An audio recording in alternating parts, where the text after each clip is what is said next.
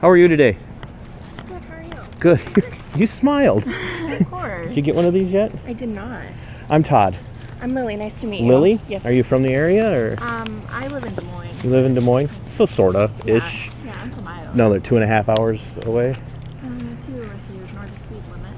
So 2.5 hours, right? Yeah. You got a couple of minutes? Sure. Sure. So I'm up front. Not only is my name Todd, you're Lily. I am a Christian evangelist. Okay. I'm part of this project. It's called the Biggest Question Project. Okay. We go around to universities and college campuses and other places, but predominantly universities and colleges, and we ask some worldview questions. Okay. And we do that because, well, I do the way I do it, specifically because I like to talk to college kids because they're thinking a lot more. Okay. They're in a lot of positions where they're taking philosophy classes and even world religion classes and different types of classes that are influencing and affecting their worldview.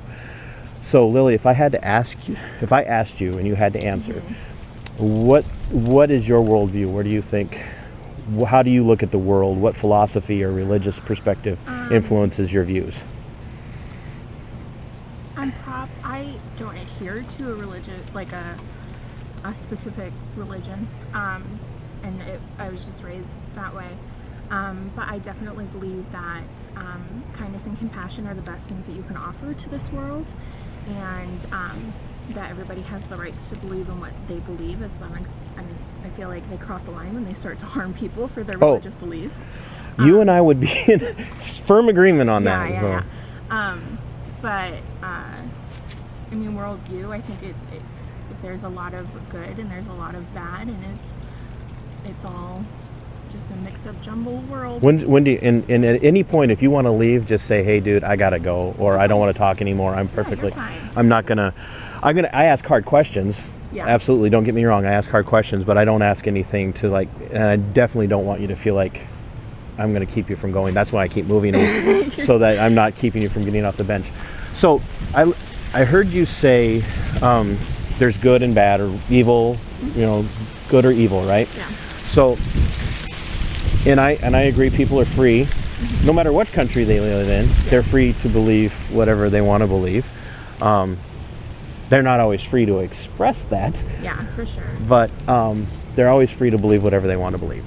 So my question would be, for Lily, not having a specific religious background, how do you determine what is right or wrong, or what is good or evil? And is there such a thing as evil and good? I think that there is, depending on who you are. So what I determine as is evil, or I don't want to say evil, but just not necessarily like... It's hard, isn't it?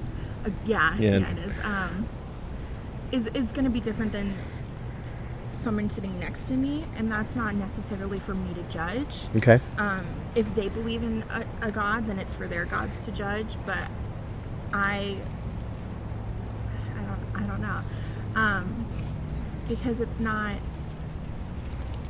I feel like no matter what, we were put on this earth not to judge each other. That wasn't the intention. So what I determine as good and evil isn't what they determine as good and evil, and how I determine that is based on my experiences and what other religious beliefs I may have, or whatever, or don't, right, for sure. And how I was raised and the things that I was taught just determines what I believe is good and bad. Okay. How old are you, young lady? I'm 18. 18. You do very well for 18. Thank you. I mean, I'm not just saying that. You do very well. Excuse me. What I do here is, are you familiar with the philosophical school? I'm using that term loosely, called postmodernism. I'm in Soch right now, yeah. Okay, so you're familiar with postmodernism. So what I hear in what you're saying, Lily, is a lot of postmodernism. Yeah. So what's true for me is true for me, and what's true for you is true for you. Yeah. So what if I posited to you this way? We can one of us can be right, okay, and one of us can be wrong, but we can't both be right. Okay. But we can both be wrong. Yes. Would you agree with that? Yeah. Okay. So is it possible for me to have my own truth and for you to have your own truth? Absolutely. Okay. So you just contradicted yourself. Yeah, I know. But I contradict myself all the time. That's the story of life, right? Yeah. Like, you'll turn around and tell somebody, don't do that to me, and then you'll do it to the other person, right? Yeah. And it's like, it's hard because in your head you know what you believe, but when you try to put it into words for someone else, some strange guy walks up to you and asks you these questions. It's really hard to form. Yeah. So let me ask it from this perspective. Okay. This is going to be a tough one. At one time in the United States, Yes. it was perfectly legal and right for people to own other people. Right. Society said that was okay. Okay. Was that okay? No, but I'm looking at it from the way that I was raised. Yeah. I'm not upsetting you, am I? No. Oh, okay. It's just, I always feel like I'm insulting people. No, you can be, short of like kicking me in the knee or something. You're going to have to work pretty hard to offend me. So. Okay. From the society that I was raised in, that is 110% off the board. It passes a taboo. It is, if you adhere to that in this society, you are you're scum to me, because I don't think that anybody should have the right to own anybody else, regardless of the confines of whatever. In that society and in that time period, they were adhering to what they had always been taught and to the society that they had always been raised, which doesn't make it right and it doesn't justify it, but it gives a reasoning as to why it was happening. It was still totally wrong. And I'm glad to hear you say that it was wrong. No, it was, and it has caused effects in our, like ripples in our society now. Oh yeah. Of the things that is happening, and that it was a bad situation from the start. But how can you? I can forgive like ignorance. They were ignorant to what we would think is wrong. But once you've been taught that was wrong, and you still continue to do it, then that's where the problem lies. Because now you're educated, and now you're making an educated decision to be a dick. So. I appreciate your candor. So, what if? Here, let me pose it to you this way. Okay, you ready? This one's gonna get really down into the nitty gritty. Okay? And you're like, I'm getting ready to run now. So, what if I told you that the reason that you know that's wrong is because, bear with me, all right? Okay. Is because deep down inside, regardless of philosophical influences in your life, you recognize in your conscience that you are made in the image of God, just like I am. And then you recognize that those people who were at one time enslaved were also God's image bearers, and that no image bearer of God has the right or the authority to treat another image bearer of God that way. I would disagree with you. I knew you would, but that's why I asked. I think that whatever reasons we may have, we both agree that it was wrong, and that's the main point. And I think that it's okay for you to believe that that's the reason I believe in that. But am I wrong? Not in your word, not in your belief. In my belief. Lily, you could say it. It's not going to offend me. I mean, it's not going to offend me, but be comfortable saying it. If that's what you truly believe, be comfortable saying it. It's not going to offend me. No, because then no, I'm not going to say that, because I don't believe I have the right to tell people what's wrong and what's right within their religious beliefs. If you're being a dick to someone, I'm going to tell you that you're wrong for being a dick to someone. But I went to church when I was a kid, and so I can see where you get that standpoint, but I don't share that standpoint. I think I know that deep down that they shouldn't have been treated that way, because I see everybody as equals, and I may be wrong, and there may be a God who is telling me that, but he chooses to let me believe that he doesn't exist. That maybe it's his choice, that he has greater plans for me than to go to church and be religious in that way. Maybe he's saying you need to be religious in this way to help more people. But that may be wrong too. You can't say what's wrong and right. Nobody has written it down. Well, somebody has, but Bible. My bad. Well, okay. So you just opened a door for me, and I appreciate that.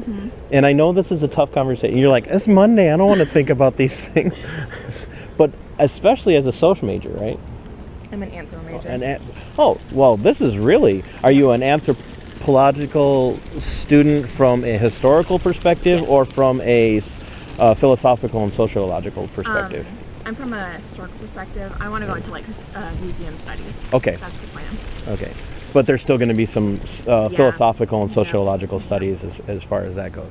Yeah. So, how do I want? You're really good at this, and I appreciate the fact that you haven't thrown anything at me yet, like your hot coffee, or which would be hurting someone, which would violate your My social morals, conscience. In today's society, so here's in today's society, Okay. it is okay for us in our society today Okay. to take the lives of unborn children. Okay. Continue. No. Right or wrong? That is not a decision for me to make because I'm not in that position. And I don't want to postulate what I would do in that position because there are hundreds. Nobody wants to think about that. And there are hundreds of different reasons that someone may choose to do that, and 100 different things that may come into that decision. And that's not for me to make. But I am not going to make that choice for somebody else. I would never say this is something that you should or shouldn't do, because that's not my place. I don't know their lives. I don't know the situation that they're going through. I hope I never have to be in that situation, but God has a plan for all of us. Now, is that God that you say doesn't exist, or? I mean, the universe. Sometimes I try to be lighthearted and sarcastic for fun, not to be mean. Yeah, no. I have to be better at that. But fine.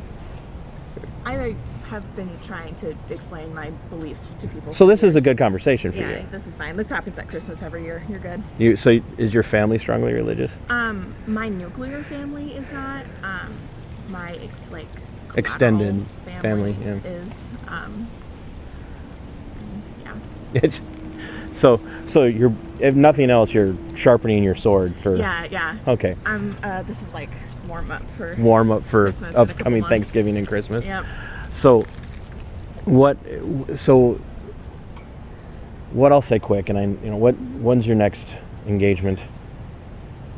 I probably need to get a move Okay. on in So- like 5 minutes. So or so I'll do this really quick, Okay. and I will thank you profusely for your time and encourage you, when I'm done, to continue to take the DVD with you and just watch it. Okay. Okay?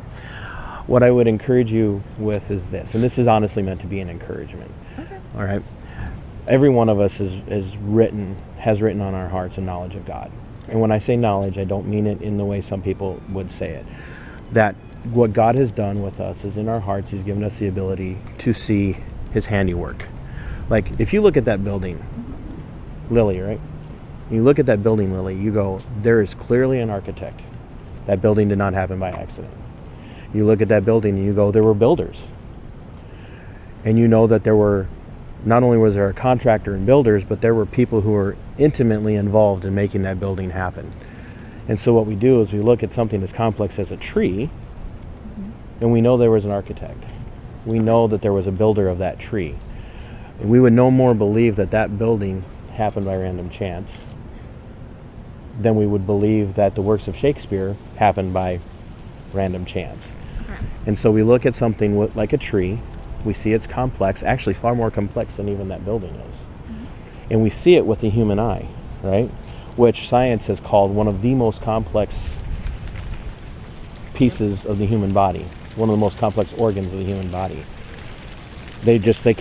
Science cannot recreate what the human eye can do. Now, you and I both have bad human eyes because we're wearing corrective lenses, but Yeah. it's still, the human eye, when it doesn't work, it doesn't work.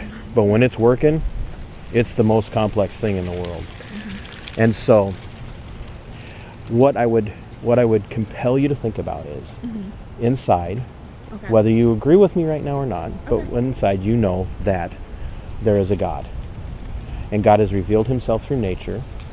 And then that's what we call general revelation. And then He's given us special revelation, which are the scriptures. And in those scriptures, He tells us He's written His law on our hearts. That's why we know it's wrong to steal. That's why we know it's wrong to lie. Okay. Now, there are certain situations where you might lie to save the life of another human being. Think of Anne Frank and the Jewish people she rescued from the Nazis, her and her family, and the people who helped by escorting slaves to freedom. We know that they may have lied in the loosest definition of the word, but what they were doing was right.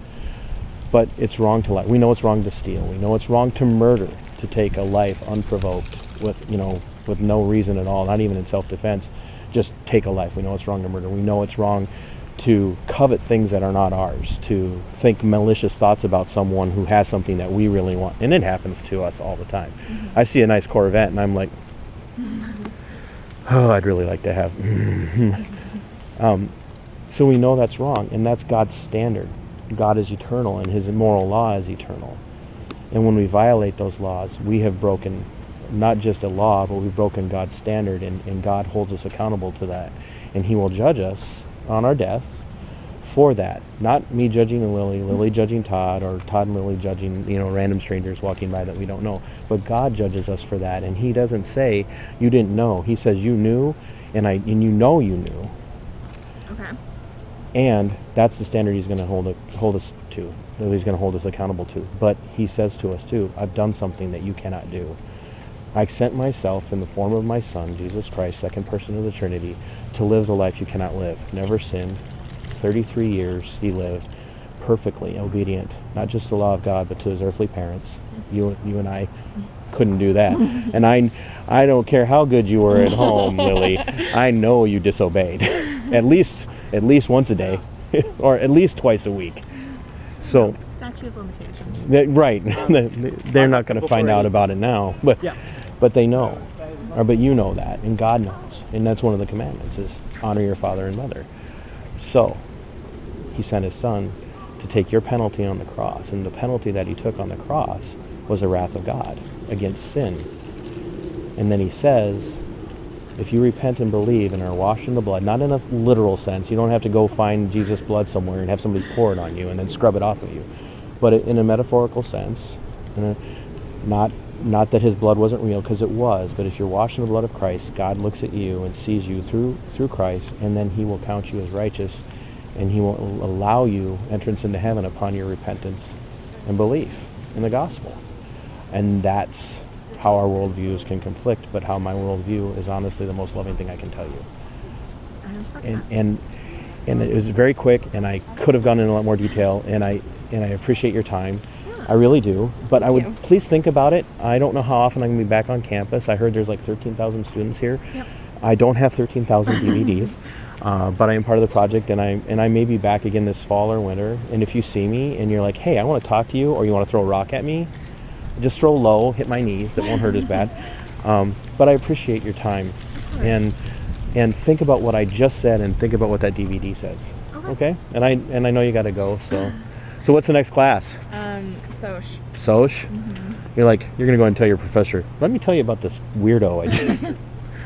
No. What I want, honestly, one of these days, is I want to meet a philosophy professor or a sociology professor while I'm out here, and I want them to challenge me, because I love it. So many Christians run away from it. You know what I mean? They're like, oh, I don't want to talk to you. Give it to like 20 minutes. We'll come out of that building while we're here. What? So he goes that direction? Yeah, because our classroom's is in one of those buildings, and he always stops and goes into Mocker and gets coffee every day.